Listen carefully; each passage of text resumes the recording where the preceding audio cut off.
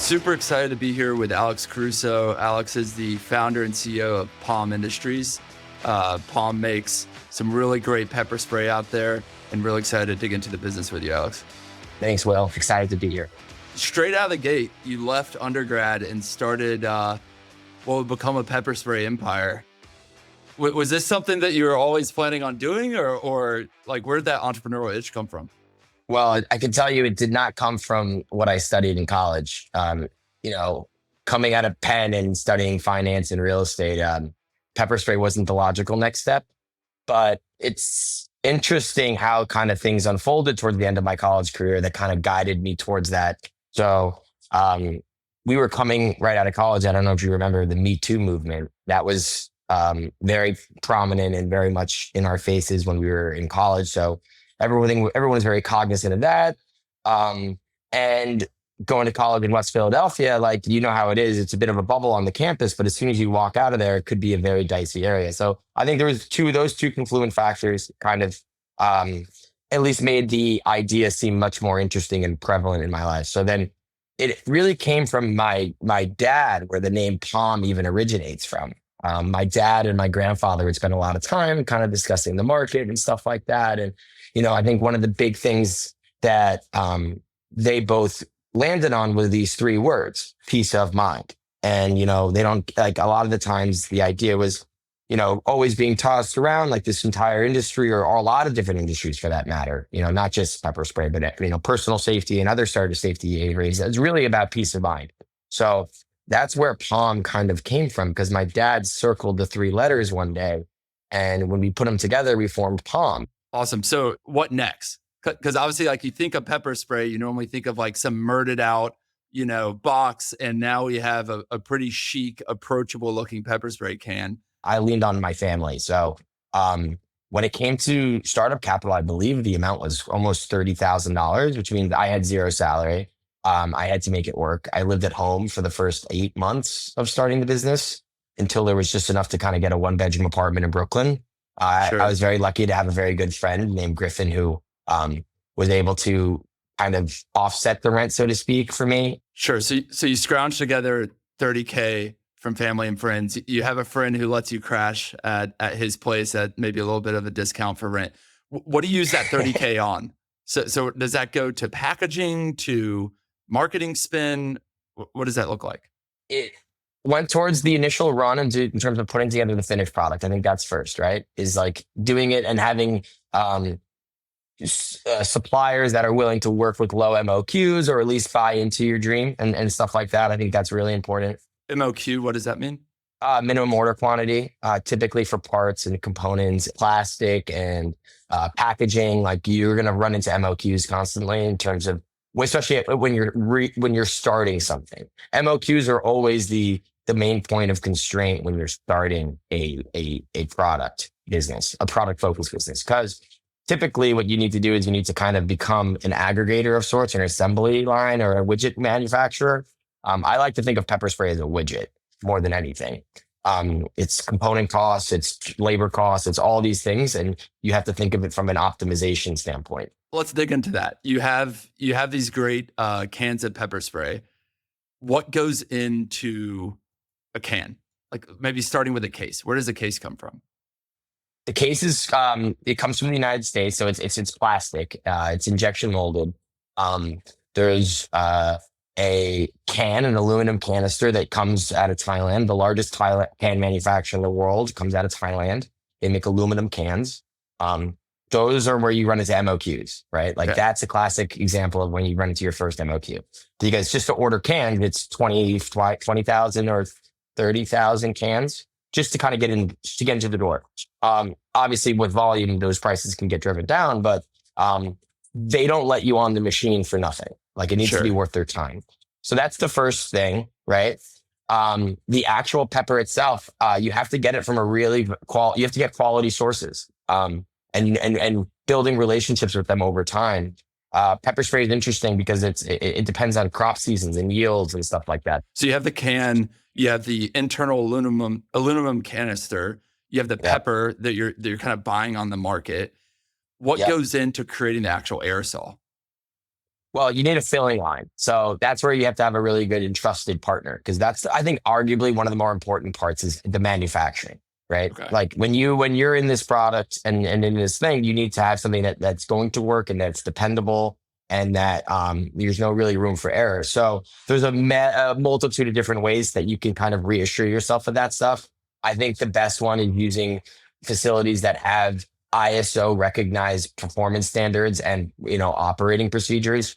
Sure. Um, ISO is just an international standard of operation. It's just something that allows you to independently verify that this is the procedure and it's being followed and pursued every time something's being produced. And so are you shipping the canister, the packaging, and the pepper to that manufacturer? Yeah, so I hold all the raw materials. I send them batches essentially, and then the process is fairly uniform. When we produce a batch, components leave my facility. They're transferred on my software over to another facility. That facility then sends me back the finished product in that Okay. sense. Okay. And each batch is HPLC tested. There's a relatively rigorous procedure when it comes to how we produce. Got it. And when you think about the regulation aspect of this, obviously here in Texas, everyone and their brother can run around with pepper spray. New York, I hear it's maybe a little bit different. When Right. does the regulation get introduced? Is it on the pepper itself or once it's packaged? And how does that vary from state to state or municipality to Yeah. municipality? So when it comes to New York's laws and stuff like that for the regular pepper spray, it's legal to carry pepper spray. They just make it challenging to purchase. So you have to buy it from gun shops and pharmacies. And then when it comes to the strength, the Department of Health is actually the department that specifically, I think, governs the potency and stuff like that. And so, what are the biggest constraints or regulations that you're running into at POM? Well, marketing is incredibly challenging because while there might be regulations from state to state, and in terms of volume and stuff like that, Google and Meta and any of the social media platforms out there, YouTube, for the most part, they all have fairly, I guess, restrictive would be the right word for policies when it comes to how pepper spray can be marketed. So you can't really market it at all. Interesting. So it's incredibly challenging to be a D2C brand or even a brand in general in that space because you're so heavily limited in terms of how you can reach the audience. So, Facebook, Google kind of performance advertising spends off the table. How do you get customers then? That's where you have to really have a good product. And you need to have a really good, well-intentioned brand, and you need to be prepared to move slowly, right? Like Palm didn't show up overnight. I think we just have been very consistent and very steady in terms of building and delivering quality products to the market. And you need to identify like who are the people that matter most when it comes to, you know, having a product in your space. Identify those people. So it's more of guerrilla marketing, which brings us one of the best photos that I got from you was at the Bibles and Bullets conference in, what was it, Kansas or Oklahoma? Kansas. So the Bullets and Bibles conference is a incredible conference that is essentially raises money for the Flint Hills Foster Teen Camp out in Manhattan, Kansas. It's a 3-day weekend hosted by Active Self Protection. They're very selfless, led by John and Neil, and they are very much a cornerstone of Bomb's brand when it came to helping us at the grassroots level get the word out. They're what they call themselves trusted advisors, and they're really important to that stuff. Sure. In terms of where a lot of your order volume comes from, is it the vast majority D2C, or are you going through these channel partners, whether it's, gun stores or other, direct to consumer stores themselves? Each week, I think, or each month, I should say, we're starting to see it shift a little bit less dependent on D2C and a little bit more on B2B. So we primarily started as in the direct to consumer space, and it was really in the throes of COVID, about year 2 of the business in the end of 2019, early 2020, where retail kind of took a bit of a hit, right? No one was able to go out and shop, and direct to consumer and Amazon when stock blew up, all that sort of stuff made the most sense, and we were able to kind of ride a real big tailwind push for our growth in that regard. Okay, so now you start the business about 7 years ago, $30,000. Initially go down this D2C route. Now you're starting to build out more and more of a B2B channel for POM pepper spray. Where do you go next? Is the goal to keep on scaling that product line, to add an additional one? How do you think about that? I think the best piece of advice I ever got from my grandfather was KISS. And it stands for keep it simple, stupid. Because people always try to overcomplicate things in their businesses with, exploring a lot of different stuff and having every possible option. And, I've followed and I advocate for the prior one, which is KISS and keep it simple. So for us, yeah, we have our home defense product that's most recently that's being rolled out now. We have some stuff in the works too that will be probably a year out from now. That's awesome. And then one other thing, I see POM getting tagged in these EDC everyday carry posts of folks with, their 6 hour and their POM pepper spray. Mind just explaining to people, what is everyday carry and how POM fits in?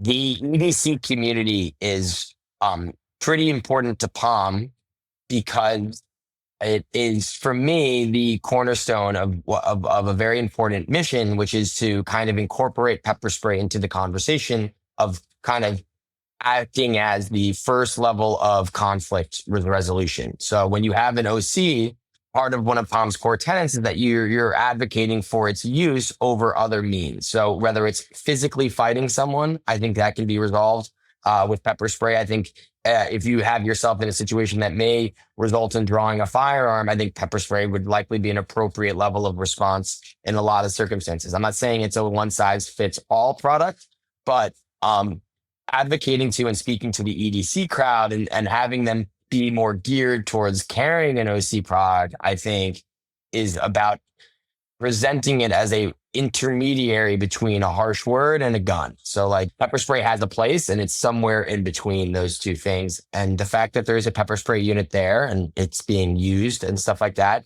is the ultimate goal of what we wanted to do with POM. And that's the thing. And POM's a $12.95 product, right? So like this is not a very expensive product in the space. I think that for the most part, when it comes to building brands and stuff like that and products in the space, like you have to think about your price point, think about what the end consumer is. If you can deliver quality, right, at $12.95, you're going to be in a very great position to be able to get people to try your product. And right.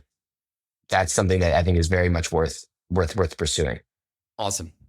So just to wrap things out, we chat this time next year. Where do you want to be? You have some new products in the works that are unannounced yet? Is that the big focus? No, there's something really exciting actually that's on the horizon for us. I guess we could kind of talk about it now. This is the first time I would have actually talked about it. And I don't even think you know about what's going on, but we just signed a partnership with Citizen, the safety app. I don't know. No way. Yeah. So Citizen is one of the world's largest safety networks. And they have, I think, over 7 million active users. And we started to explore ways in which we can kind of leverage each other's network base. Because I produce a lot of units. I sell to a lot of individual customers. The price point's relatively low.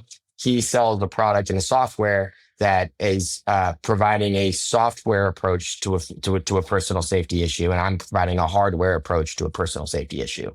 So there's a nice symbiotic relationship between the two brands in the sense that, and we're still in the early innings of getting things out, but we've begun to roll out some integrations especially with our packaging, where we're going to be offering POM purchasers 1 month free subscription to premium with every unit they purchase.